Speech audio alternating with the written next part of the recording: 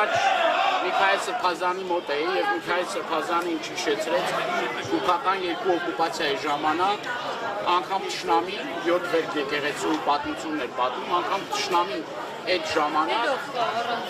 միջամտություն չի կատարել եկեղեցու ժամերգության կամ պատարագի կամ որևէ արարողության հետ եկեղեցու զանգերը շարունակել են ողանջել, ընդամենը այդ ընթացքը դադարել է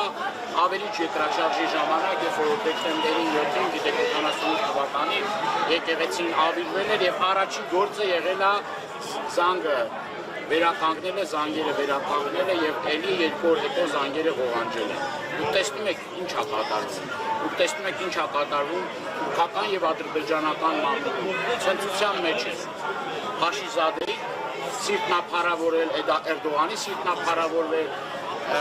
ուրեմն Ալիևի սիրտնա փառավորվել, Թշնամու սիրտը այս մարդիկ այսօր փորձեցին որ փառավորվի բայց փառք Տիրոջը, փառք հավատավոր մեր ժողովրդին, որ կարողացան շատ ճիշտ հեզությամբ, խոնարհությամբ, առանց որևէ բախումների եւ մենք նույն կոչն ենք արել մեր հայրենակիցներին, մեր հավատավոր ժողովրդին, որ որևէ մի բախման չգնան, այստեղ աղոթք են հնչեցրել նաեւ իրենց ճիշտ ընթացքի մեջ հայտնվեն, այդ չարությունը իրենց մեջից դուրս գա, ատելությունը դուրս գա, համերաշխություն տիրի, ի վերջո ճիշտ հավատավորը նաև աղոթում է սխալ ընթացքի մեջ գտնվող իր